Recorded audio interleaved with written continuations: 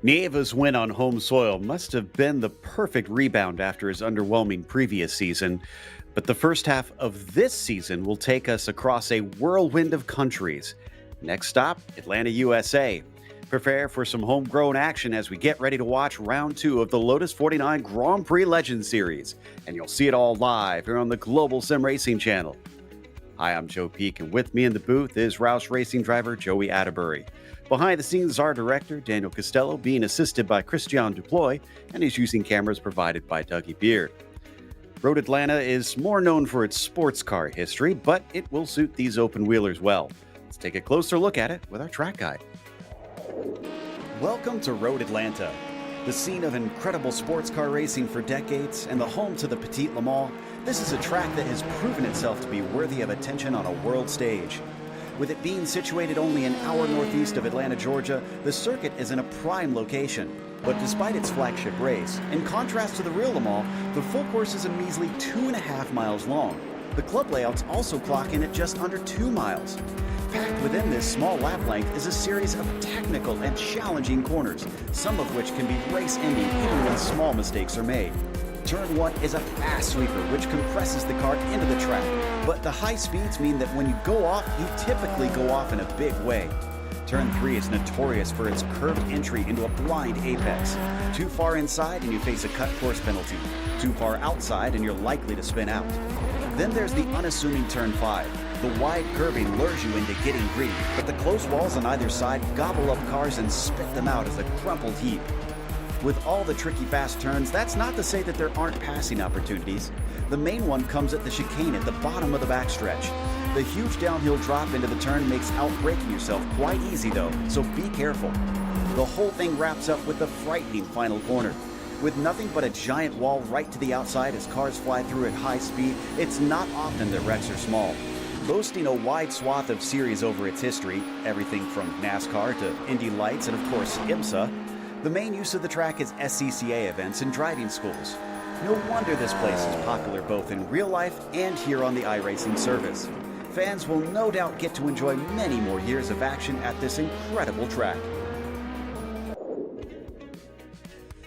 Real fantastic track, this one, Joey. I think it should put on a pretty good show today.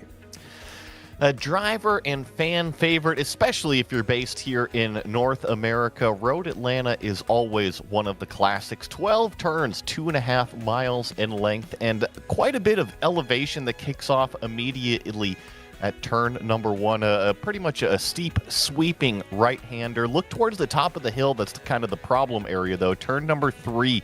It is that overcrest right-hander that you really got to jump the curb. It's kind of unsighted, so it can be easy to kind of miss your turn in. And then look towards the bottom of the S's. Turn number 5, that's always a doozy of a corner as well, whether it's the apex curb or running out too wide over those exit curbs.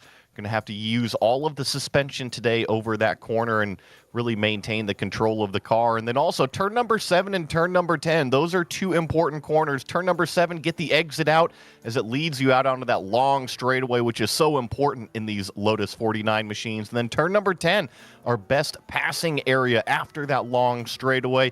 Got to be confident on the brakes, but you still got to make it up and over the hill through 11 and 12 to complete the lap. Yeah, it's not a long lap around here, but it will keep you busy without a doubt, especially in these cars.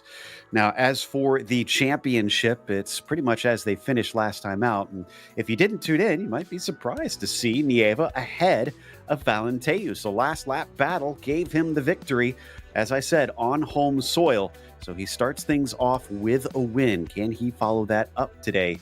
As Nicola Kaki wound up with a third, Guardia finishing in P4. Seb Tixier, a bit of a surprising 6th for him, ahead of Sanchez, another Spanish driver here with the Lotus 49s. And then wrapped up with Ho, Rodriguez, and Maudsley for your top 10. Let's see what gets shuffled up after today in the F1 standings. And of course, we got the F2 standings, Joey. Yeah, only separated by the drivers' I rating right now. It is Roberto Pengrazzi leading the way over Eric Essery. Tobias Harnvey also included inside that top 3. And like we heard Joe saying, only one race so far. So Jonathan Jordan, Ben Summers, Willershausen, Mats Linden, Eduardo Sacres, as well as Thomas Tuba all competed in that F2 driver standings. It's going to be one split here again today, so I expect to see all the same names out there on track. Should make it important to fight for those positions today. They have the Nations Cup in this series, and Spain, of course, is leading over Lithuania. It's pretty much how you saw the standings a little bit before. Italy wrapping up your top 3 with the U.S. Now on their home turf here today with Road Atlanta. Can they jump up the order from 4th? Singapore, a perennial challenger in these top 10, along with the UK. Australia, not one that you see as often here in these top 10, but starting off in 7th. Denmark, Finland, and Sweden. So the Northern European contingent kind of bringing up the rear. We'll see if they can jump up higher in these top 10 farther on into the season. Real quick, Joe, you want to run us down today's race details? Yeah, we're here for round 2 of 12 in this season. 25 laps around Road Atlanta. It is an open setup as always, and I'm sure you guys have seen the community sharing those setups and really all of the vintage communities between the 49s, 79s, and IMSA Vintage Series. Welcome all drivers, so come out here and join us. No spare cars, so if you pick up any damage, well, you're going to have to live with it. A drive-through penalty at 17 incident points. And then Barney is out there watching. Disqualification at 25 incident points. But Atlanta's just way too high speed of a racetrack to reach those incident point limits today, Joe. You're probably going to end up in pit lane before those come into play. Yeah, I'd agree, especially on that first half of the lap. It's so easy to chuck the car off the racing line and into the barriers. It's also looking pretty cloudy here today, which means that the track temperatures are rather cool. And drivers will have that grip to deal with out there and not have to worry about overcooking them. Qualifying nearly over, actually, it looks like. And we don't have a time on the board. No, we got a few. It looks like Nicola Kaki, our provisional pole sitter, Arturas Kundalis down there in 3rd. He is back to compete along with Mick Claridge sitting in 4th. So now we wait for the last of the field to come around to set a time. Valenteu, as he usually does, is waiting until the end of the session. Yeah, I see Valenteus, Nieva. That's another name that hasn't put down a lap time yet. Let's see if this one counted from Valenteus. And he was actually a little bit wide coming out of what was that turn 10A, 10B complex. So his first lap does not count. But while we were watching this blue and yellow number one, a familiar name took that top spot. Seb Tixier, provisional pole, a 119.1. He needs some good races this season. He was kind of plagued with some bad luck last time out. So I'm sure he would revel in being able to come back and bounce back with a win this time. Here is Nieva, currently sitting in, well, he doesn't have a lap time, it looks like, actually. He and Valenteus still looking for that first one. Now, Valenteus had his first lap deleted, but we still don't see one on the board for Jorge. And yeah, he should have plenty of time to get around for this second one. He should. You're right. They're doing a sub 120 out here and a 150 left, so he'll be able to cross the start-finish line here. Let's see what he puts down as, call it the first banker lap as he crosses that start-finish line, a 119.4, so that should be good enough for the first couple rows. In fact, the second row up to fourth immediately. I see. Oh, Valenteus is coming into pit lane, and not just pit lane, but the other pit lane that they have here that's on the outside of the track.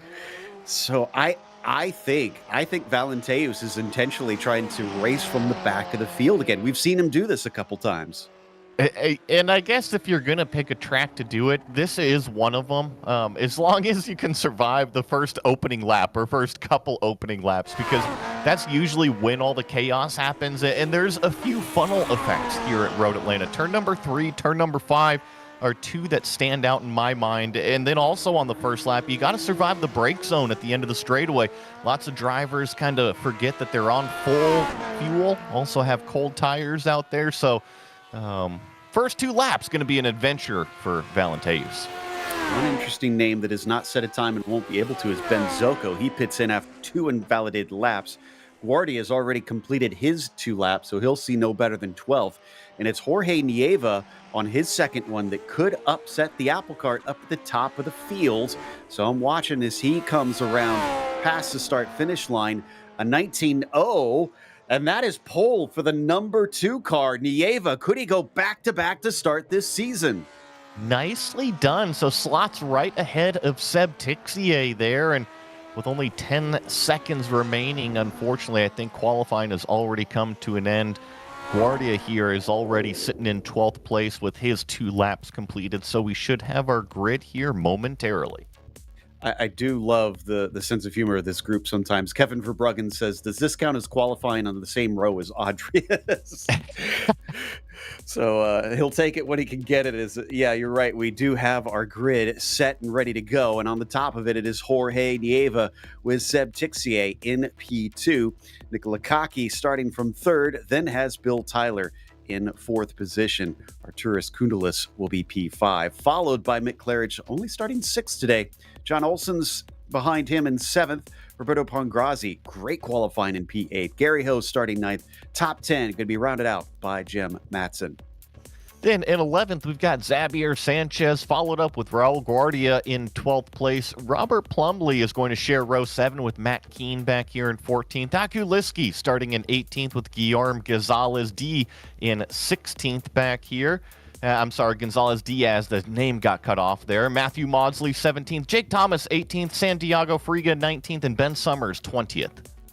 Will Lamb starts 21st, followed by Thomas Tuba in 22nd. Then it's Tobias Harnvey, P23. Mats Linden, 24th for him, followed by Jan Steven in the 25th spot. To his outside, it's Jonathan Jourdain. Last driver to set a time is Monier Stefane. And then these are all drivers from here on out that failed to set a time. Valenteus, Verbruggen, and Clapper round out your top 30. And then we got more that didn't set the time back here. So then we've got Ben Zocco, Rodriguez, Kurt Clapper, Pradera, Willershausen, Molpeckeris, as well as Don Peak back here in the Lifesaver machine. 37 Lotus 49 cars here at Road Atlanta. And that'll keep us busy. And Yeah, the humor here. I'm here to chew bubblegum and lose SR, and I'm all out of bubblegum, according to Seb Tixier. Let's hope that's not the case today, as the green flag is out, and we are underway for race number 2. Koundalis goes nowhere as Mick Claridge gets a lightning start and jumps 2 places before we get even to turn 1. Down into that first corner, Nieva will lead them. Everybody's going to have to get themselves sorted out, Joey, because 1, 2, and 3 are tight. Yeah, and this is coming up to the first funnel section right here. Turn number 3. It looks like the first 10 get over nicely. Then we've got some side-by-side action, and now we plunge down the hill of the S's at Atlanta. Who's going to suffer from turn 5 on this first lap? Tires not fully up to temperature yet in these cars, and it is a big crest. You can see the bobble there from Seb Tixier in P2, but he catches it in time. Behind them, I don't see anybody off track, so I think we managed to survive. Turn 5 on the first lap, up into 6. A few drivers getting ambitious. Guardia wanting to get a spot. Yeah, knock on some wood over here. Looks like everybody is still pointed the right direction. I see Andres Valente, who's already up inside the top 20, cracking 20th position already, and right on the back of Matthew Maudsley. Looks like we got Jem Matson also trying to make a move. Plunging down into turn 10. The chicane, oh, you got to be careful not to lock wheels. Guardia is going to get the spot over Jem Matson, but Liskey is off the course, and clearly the suspension is broken. Oh, so unfortunate there for the number 18 car. I actually think it happened heading down the straightaway as our leaders complete lap number 1. It's Nieva, Tixier, and Kaki, your top 3, given chase by Mick Claridge there in the yellow and black machine in 4th. So this is a different paint scheme from what we saw last season. Joey, is this one ring any bells in terms of famous planes, or is he abandoned that? From Tixier, no, nothing that really, strikes something in my mind here. I'll have to take a closer look as Mick Claridge is trying to take a move on Nicola Kaki here for 3rd. These two have raced together plenty of times in the past. In fact, Mick has managed to visit Nicola's sim rig, his hydraulic sim rig, and got to experience it first person. Hopefully that'll give him a few advantages, but he spins the wheels up coming out of turn 7, and that might deny him a chance this time around. Claridge with such an incredible start to this race, up to P4, although it seems he's a little stuck now.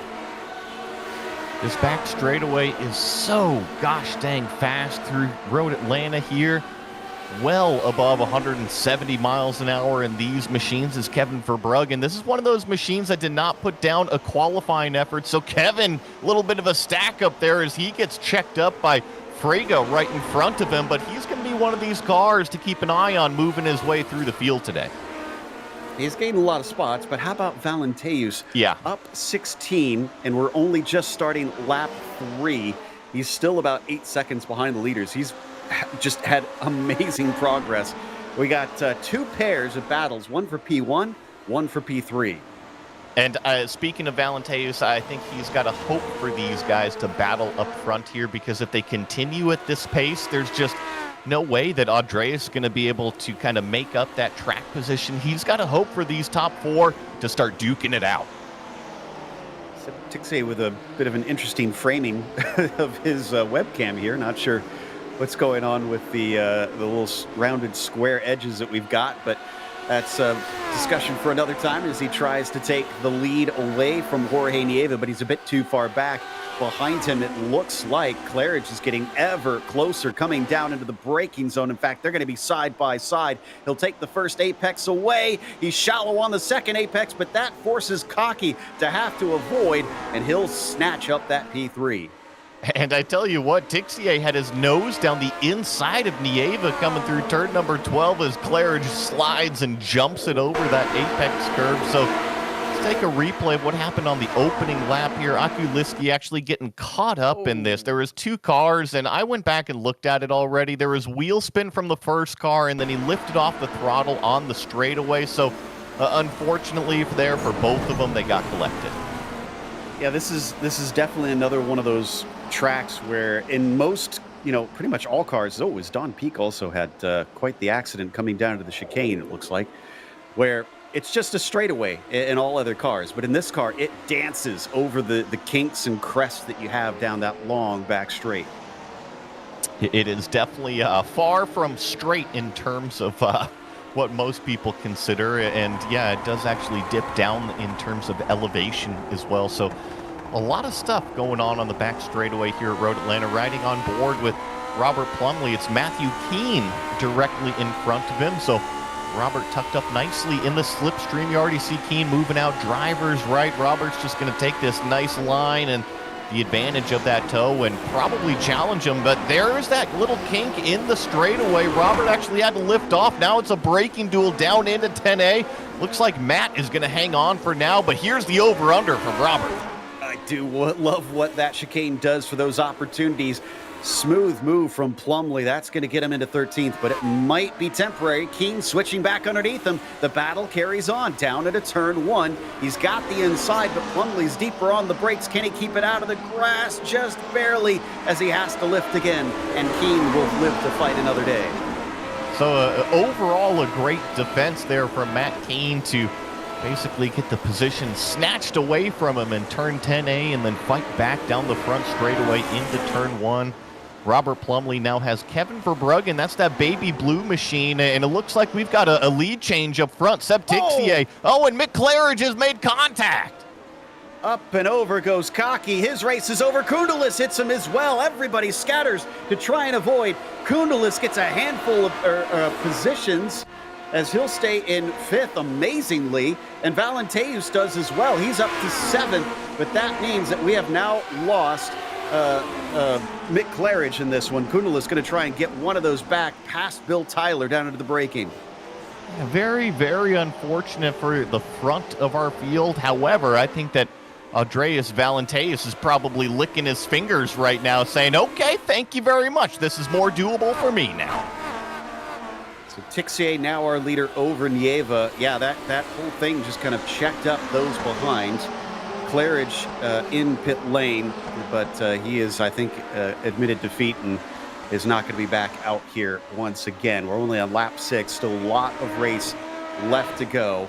And Valenteus, if you're worried about him, if you're guys like Tixier and Nieva, he's now only 6 seconds behind them. 6 seconds is plenty doable in terms of catching up, especially when you've already made up, how many places is it now? Oh, 23 positions in 6 laps. I think maybe a few seconds is definitely doable. So this is the replay here. So watch directly in front of Mick. Nieva and Tixier are side by side.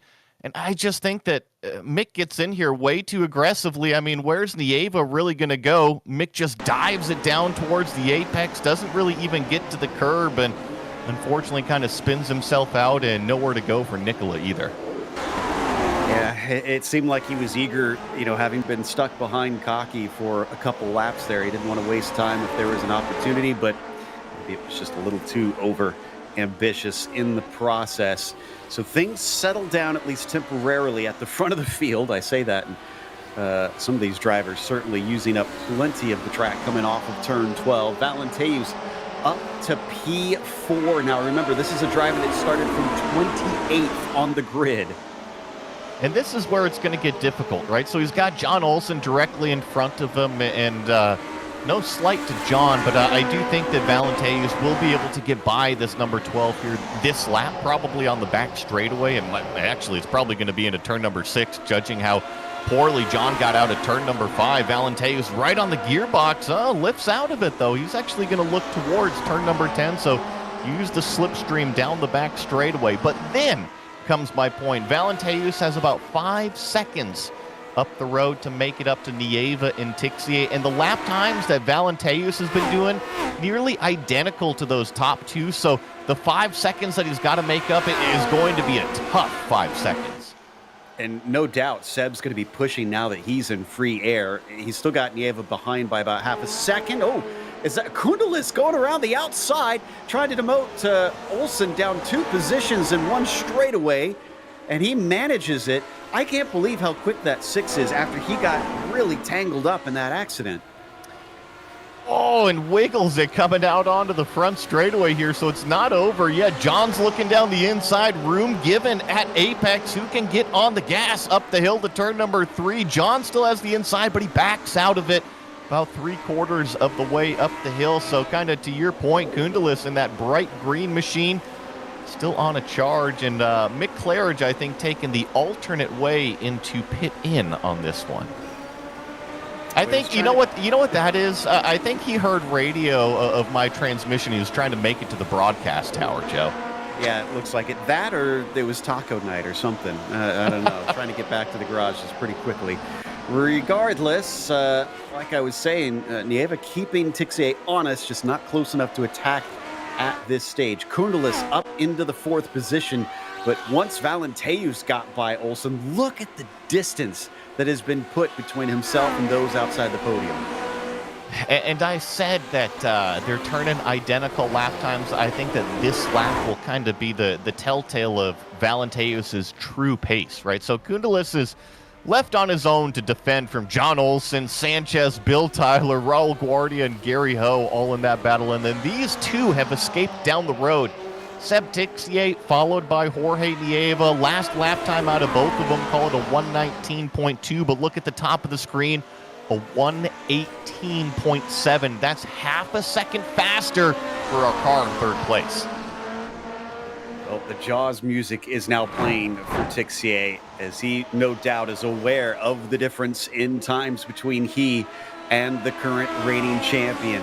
But Seb still leads. I remember I said he's got extra motivation to try and come home with a victory and get this one started off on the right foot. He's got the track advantage right now. He does have his rival close behind him. How well behaved will they be knowing that they've got a hunter coming up? If I'm Seb Tixier, I'm actually cool, calm, and collected right now. I'm not shaking in my space boots like Dr. Evil would be, because Nieva knows the game, right? I think that he's probably the coolest customer to have in your rearview mirror. You know, he's not just going to kind of throw it down the inside unnecessarily. So I would say if you're looking for a competitor to occupy that 2nd spot, you got the best one there. So the battle coming down into the braking of the chicane once again. Jim Matson sandwiched between Diaz and Jason Clapper. We've also got Nicola Cocky out there. It looks like he's come in for repairs. It is back out, but the car is still not in a great condition. So he's going to be very disadvantaged down the long straights. Meanwhile, we got a chance for Jason Clapper to get another one. Matson will hold him off for the time being coming up through turn 1. Takes a brave person to make a move into 3, and Clapper's not that person this lap. I'm going to put a little comedic twist on this here, because Jason Clapper is usually our biggest mover, right? He usually starts in the back and goes up towards the front. How do you feel Jason is kind of feeling before these races when he sees Valenteus back there with him? Yeah, that... on pre-grid, like, oh man, come on, this is my deal, right? Go up there towards the front. You're stealing my shtick, man. Because Jim Matson is still hard in this fight ahead of Jason Clapper, really giving him a run for his money. Jason's not having an easy time. He tends to be decently fast, despite always starting from the back of the field. He's got a great run right here, coming down and towards the outside of the first apex of the chicane. But will he maybe, oh no, he's going to switch it around, try and come back on the inside. Will he get the run off the corner? That tends to make the difference. He forced Matson really deep into that turn 10A brake zone by kind of doing that little feint to the inside. There is that second move. So he's definitely applying the pressure there to that black number 28 directly in front of him. And once again, kind of shows half a nose here is the top 3 in this battle. It's led by Plumlee in that yellow car. That's the leader. And then Matt Keane is that green and black car poking the nose there. And then also you got Jem Matson, Diaz, Guillermo Diaz in there, Jason Clapper. So it's a good little 5-car fight for what is 12th place position. Plumlee has a lot of pressure, though. Look at how many cars lining up behind him right here to try and threaten him for that one. Can Plumlee withstand that pressure? He's got a bit of a history of throwing it away, unfortunately.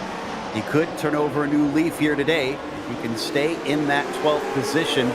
And remember, there's no wings to change on these cars, so you can't try and give it more top-end speed that way, Joey, but they do have changeable gears.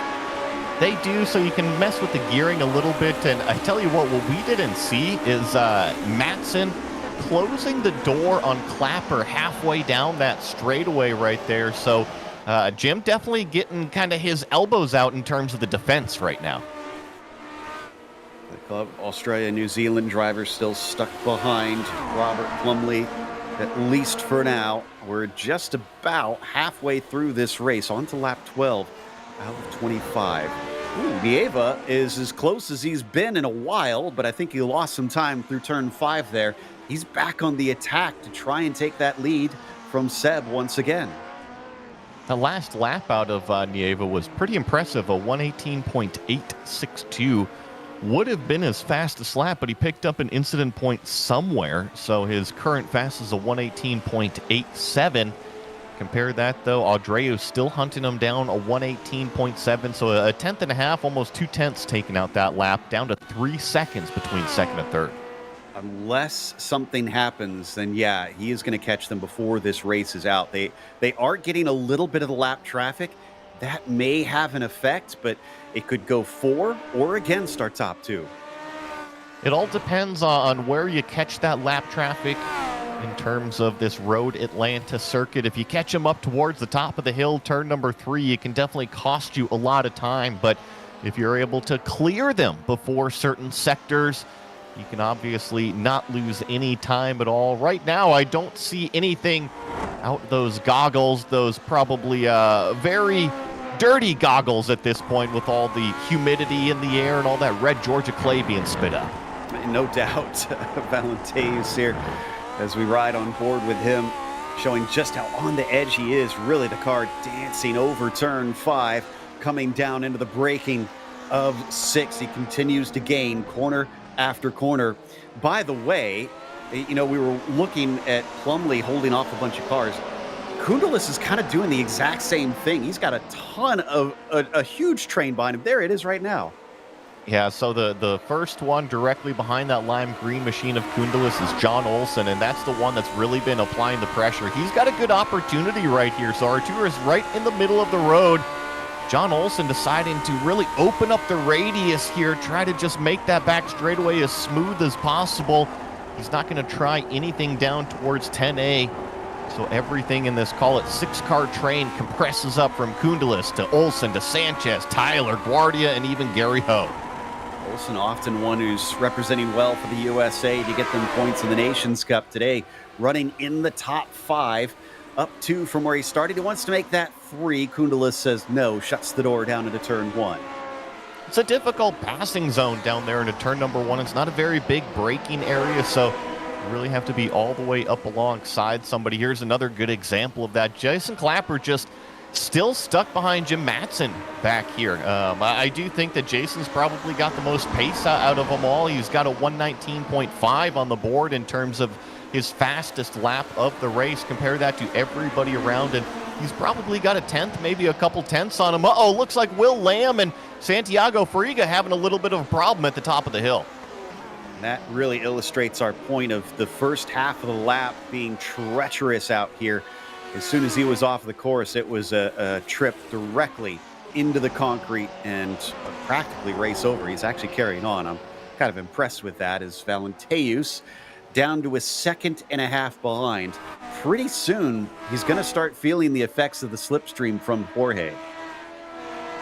And then it's just going to pull him up along even quicker here. So yeah, 1.5 seconds. I bet you by the time they reach the back straightaway, he'll probably be within that 1.2, 1.3 seconds that he needs to be in to really start to feel that slipstream a little bit. And then, yeah, it's just going to reel him right on into this top battle. Everybody who thinks that these cars are not quick, since this is old machinery, more than 50 years old, that they're racing, and keep in mind, they're reaching GT3 speeds by the braking zone coming down into the chicane. So these things get cooking along that back stretch. Oh, I think they're far faster than what the GT3 cars are in terms of what their top speed will be. Nieva actually made a little bit of a slip up there in turn number 7. So let's see, down the back straightaway here, as we're already riding on board Valenteos, there's 170 miles an hour. There's 180 miles an hour, 187, 188 is what I saw before he jumped on the brakes. And Compare that to a GT3 machine that'll probably be barely touching 165. Yeah, so they get going as Koondelis coming down into the braking is still holding off Olsen. He's to the inside. He finds a little bit of room. That blocks Sanchez from being able to get the momentum off the corner. They're side by side into turn 12. Olsen still with his foot in the door. That slows them both up. 3 wide down into turn 1. Will Sanchez dare to try and make it this way through the corner? No. They go back to single file, and somehow Koondelis still keeps them behind it all. Sanchez almost makes a move down into turn 3, but again, nobody changes position, but it's getting spicy here. It is just all stacked up behind this bright green number 6 as we see this number 1 car, this blue and yellow of Andreas Valenteus right on the back of Jorge Nieva, and Nieva's actually dropped off the back of Seb Tixier, so Seb loves seeing that. I bet you Valenteus is just going to use this slipstream, and I bet you also Nieva probably not even going to defend this that hard. He goes driver's left, but not even going to be a threat by the time they get to the brake zone. Jorge, notorious in this series for just kind of minding his own business. He's not a fierce fighter, usually looks to try and collect the results. So, yeah, I don't think he was putting up too much of one there. However, I wouldn't doubt it that if he can keep up with that number 1 car, he'll try and ride his coattails back up to Tixier. My big question is, did he make a mistake that dropped him off of Seb? Because he was much closer than that before. I think it was just a couple little mistakes because it was about, 4 tenths, and then it was 8 tenths, and then it was 1.2, and then before you know it, Valenteus was right there. So I don't think that it was any one thing in particular. I just think it was a couple little missed apexes, and when you're at this little 1 percentile at the top of the field, those things add up quick. Boy, do they ever. And it really illustrates it that it can be costly, and that's why I'm not in that 1 percentile when I get in the car. It's certainly not as consistent as these guys. Koondelis, though, still leading as Olsen gave another go up into turn 3. That didn't work. He's got to watch out for Sanchez, who's clearly on the attack as well. So Olsen having to do defense as well as offense at the same time. And crucially, John did not get the exit that he needed to out of turn number 7. So I think that Arturis will be safe at the end of this back straightaway. Now, you mentioned the difference in gearing, and Arturis jumped off of turn number 7, but look at the top speed from John Olsen. He was able to close it in, and I know the slipstream is quite powerful in these machines, but I didn't expect to see the tide swing that much. Yeah, clearly he's got some trick up his sleeve there. What about Jason Clapper and Robert Plumley? Plumley's finally no longer our leader in the train as Keane has gotten by, and in fact, he's going to be demoted all the way down to 15th place. Yeah, so this was another little 5-pack. Now it's a little 4-pack up here, and I think that Koondelis actually got past as well. So I think that John Olsen just made a move towards the top of the hill, put him up into 4th place. Yeah, that was into turn 1. Whoa, no.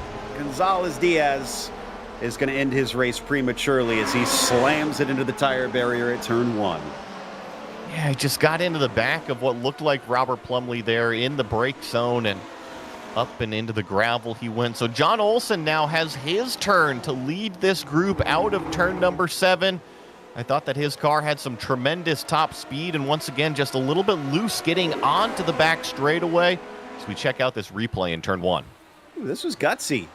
Had the speed, knew that he had the momentum, stuck it in, and maybe just a little bit of ghost contact. I don't think he actually removed that nose, because it pops back on, but clearly close enough that the computer was uncertain at first whether they actually touched. And he was close enough down there in the brake zone at the end of the straightaway there that Arturis took a big old look at John Olsen, but was not able to get up along that rear axle there. So John hangs on to 4th place, but I think this is really the battle of the day, right? It doesn't matter, it seems, who is leading this group. Arturis was leading the group for the majority of the race, but now he slipped back into this 2nd position in train, but looking to get that lead spot back.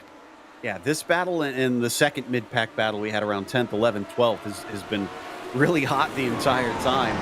Speaking of which, a Clapper managed to get by everybody, and he now leads that group as well. Meanwhile, Valenteus is now on the back of Seb Tixier. Battle for P1 on lap 19. He's got a handful of laps to try and make this work. Seb knows it. He's weaving back and forth to try and break that slipstream. Doesn't cover him off, though. Coming down into the braking. Valenteus to the inside on the first apex. Can't switch back on the second one, though. And that will keep Seb ahead, at least for the time being. Seb had the tiniest loss of traction coming out of the second part of the chicane, so Valenteus still right on the gearbox here on the front straightaway, taking a big lunge into turn number 1, forces Tixier off of that racing line. So now Valenteus has got the inside going up the hill. This is the preferred line. Does he stick the nose in? Still too wide through turn number 3. You don't see that here in Atlanta. Now Valenteus has got the line down the S's. Oh, they're still side by side. This is difficult to do in these cars, and somehow Tixier gets back in front of him. This has allowed Jorge Nieva to catch back up and make it a three-way battle.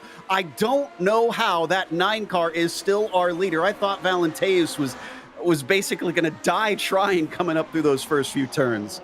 Our front group of drivers know each other extremely well. Every single strength of field race, they are out here competing against each other. So I don't think that they want to get the elbows out. They don't want to knock each other off into the tire barriers. They want to be happy after every single one of these races. And here comes another attempt. Valenteus down the inside into the brake zone, but Seb, one of the best with that brake pedal pressure, holds him off for now. Here comes the over-under attempt from Valenteus. It's just a little too deep for Seb.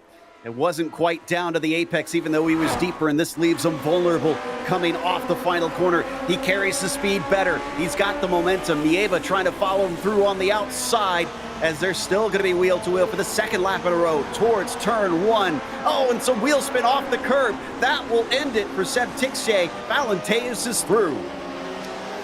Woo!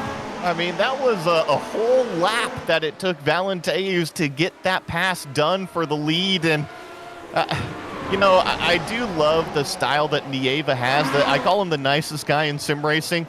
I was honestly hoping he was going to take that 3 wide down the front straight, Joe. I thought he had an opportunity to.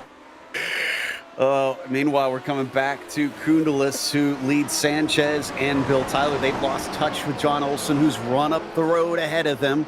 So we lose a couple cars in this, but it looks like Verbruggen has joined the back of that group now, along with Gary Ho. So it's a fluctuating cast of characters here in this battle, just outside or just inside the top 5, really. And you're right that John was able to kind of run off down the road. I don't think that our Arturus is that much slower. I mean, comparing the last lap time, well, actually a little bit slower. I think maybe Arturus had a little bit of a mistake that last lap. So Kevin Verbruggen going to be the one to watch here in this baby blue machine. Already making a move on Gary Ho down here into the brake zone off the end of the back straightaway here. So move Kevin up into 9th. And remember, Kevin is one of those cars that did not qualify today, so he's trying to pass all of these cars directly in front of him. A gain of 20 positions rather today for Verbruggen. Started in 29th. I was looking at the wrong number there. But yeah, I wouldn't doubt that some of their loss to Olsen is just because this group has been battling so hard. Same thing with those behind down around, let's see, this is for 15th now, with Matthew Keane also losing touch with Jason Clapper. So really almost got some interesting symmetry going on with the two groups, with the leader managing to get to the front and then run away. And then this is kind of our third group of 3 or 4 here, depending on who we're looking at. But it's Matt Keane in that green highlight machine, the number 15 that leads Robert Plumley and Jim Matson. These 3 have kind of been anchored together all 22 laps so far, just trying to figure out who's fastest of the trio.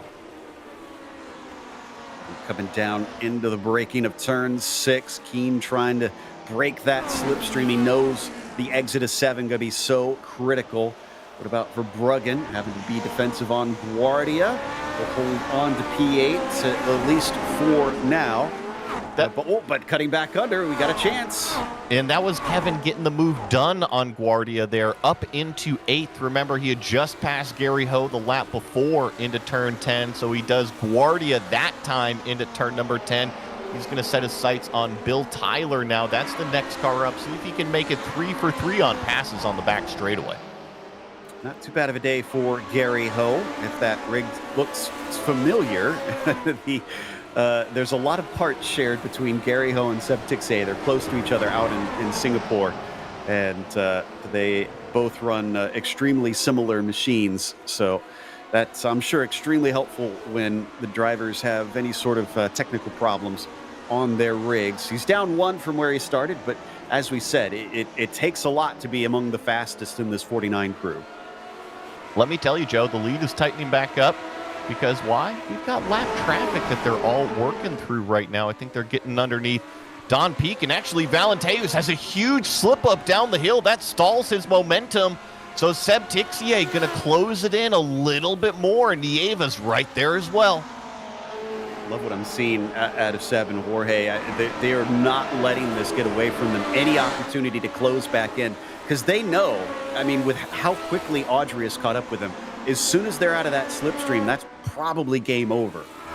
I think really as soon as Valenteus is in front of them, in front of that front axle, it's game over. The only thing that they can really hope for is a mistake out of Andreas or lap traffic, and look at how much is directly in front of them. That could be their last hope. I just saw Verbruggen lose a couple positions on our tower, so I think he had a mistake there on the start of this lap. We're down to 2 to go, though, so it's towards the end of it. One car going to pull off to the side. That's Mats Linden, so making it nice and easy on our battling leaders. It's got the 33 as well as the 37, so that's Willershausen as well as Stefan out there. He's currently rocking 29th place, but it's all up to these drivers, and if they see them in the rear view mirror or not. Of course, they're going to be getting those blue flags from Barney, but you still have to navigate them if you're the leader. Yeah, is that a battle for position? No, it is not between the two ahead of them, but both lapped cars. And, oh, they're trying to lap one another as we... Whoa! And Koundalis and Sanchez come together in a big way, coming down into the chicane. Koundalis off the course. For the second time, he gets tangled in an accident and is able to carry on. So unfortunate there for those couple of drivers, but I do hope that Sanchez was streaming today's race because his viewers were definitely in for one. A very exciting race from his point of view. I can report, unfortunately, Seb Tixier kind of got held up in traffic while our leader was able to squirt his way through turn number 5. Yeah, it was touch and go between them. Speaking of which, down through turn 12, that was tight. And it looks like Keane is going to be able to stay ahead of Robert Plumley, who is on the attack. That is not for position behind them. That is a lapped car in Nikola Kaki, so he's trying to stay out of this. And we're already on our final lap. Andres Valenteus has one big more brake zone to go right here in terms of turn 10A, 10B, and now he can pretty much cruise to that checkered flag. Didn't get the win out at round 1, but he's making up for it here today. Valenteus from the back to the front, and victory today at Road Atlanta.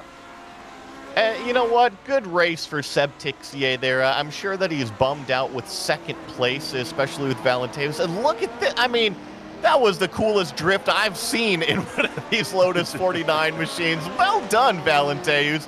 I was just going to say, I know Tixier is probably disappointed in second, but it's still a great run.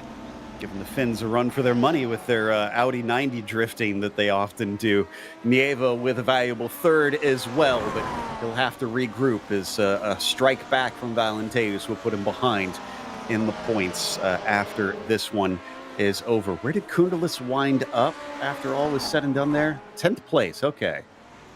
Didn't fall too far, but unfortunately, yeah, definitely kind of fell down in terms of track position. He was hanging out there in that battle for 4th and 5th as we watch Kirk Clapper try to make a move on Frigo right here going into the final big break zone. Looks like Santiago's going to hang on for that for now, but that's Tobias Harnvey that was stuck down there at the gravel. He lost a couple spots on the last lap. It's always frustrating right at the very end. Kurt Clapper specifically, going to finish 22nd, up 11.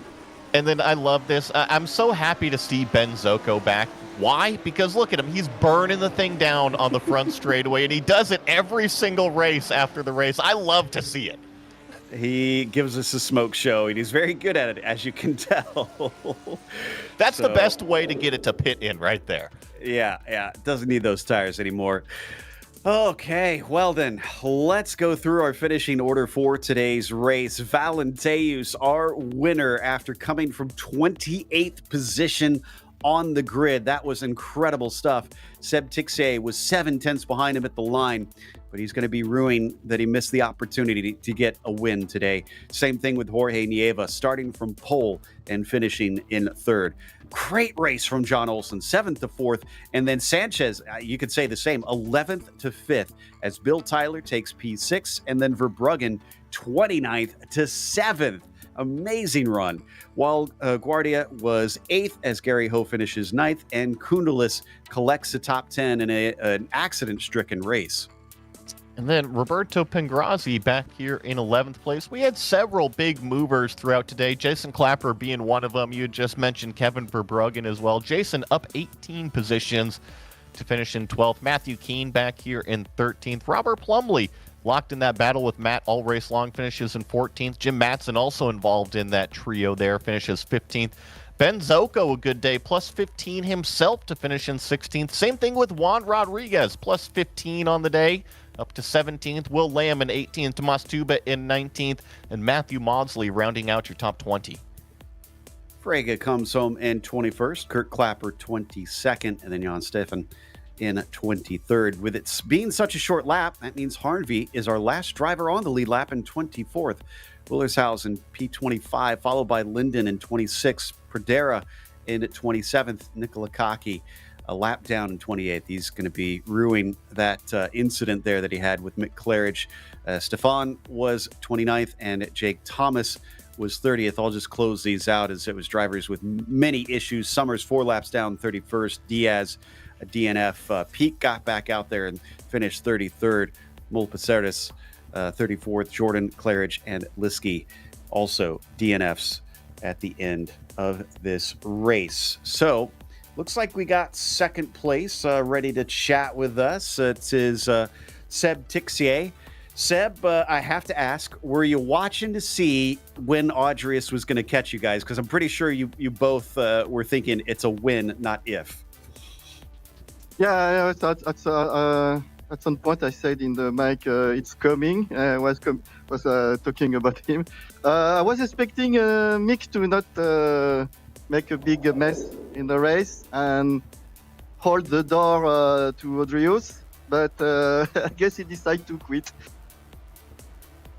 Yeah, he definitely got in some trouble. Actually, when you made your move to try and take the lead away there, at least one of the moves, I'm pretty sure, is when that happened. Talk about that battle with Seb Tixier. You two had a heck of a fight there for the lead.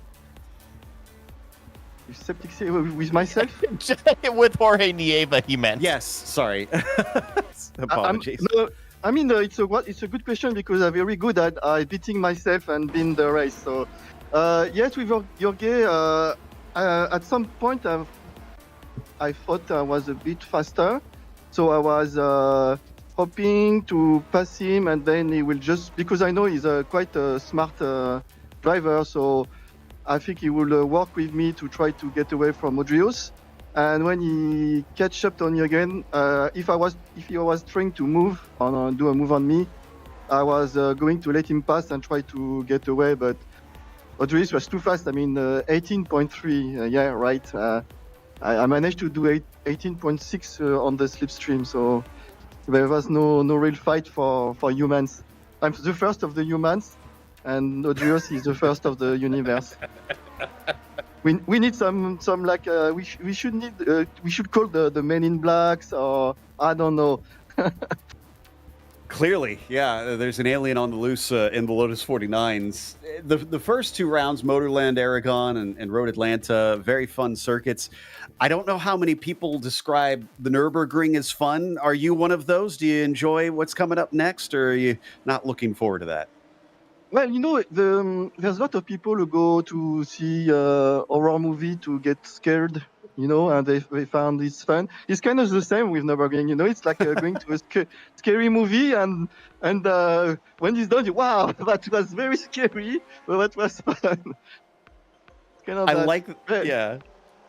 I love that This- comparison. Yeah, but sadly this season there is no the drifter, the Rifto senpai is not there, so that's a bit sad. But I will try. No, I will not try to take his place. I will crash. I was going to say, be careful what you wish for on that, but we'll look out for you in the horror film. Hopefully you can be one of the final girls. Thanks. That was Jorge, or excuse me, man, I'm messing up names all over. That was Seb Tixier. Now we've got Jorge Nieva. I think Joey's going to be talking to our third place finisher. Mr. Nieva, it's good to be talking to you again. Congratulations on the third place finish today. Thank you.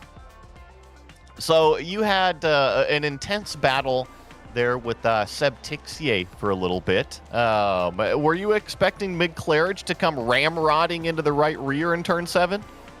Well, no, of course not. I think maybe I slowed down too much there because I was in parallel with Seb and I wanted to make a good exit, but I didn't expect Mick to be there, so I'm really sorry because I ruined his race and Nicolas too, so I'm sorry.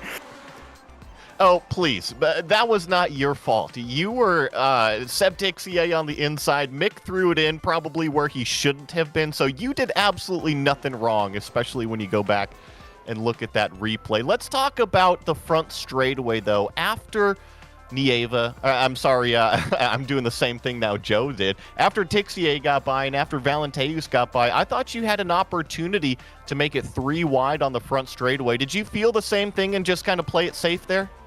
Yeah, I know when you're talking about, but I didn't want to go into that suicidal move, so I stepped down. I thought that third place is good. The lap cars were in front, so maybe something could happen, but that move would have been very, very, very insane. It would have been insane, but I tell you what, we were cheering for it, and I know if there's one guy to pull it off cleanly, it would have been you. But congrats on the third place today at Road Atlanta. This is a great start to the opening season, a win and then another podium. You happy with the momentum?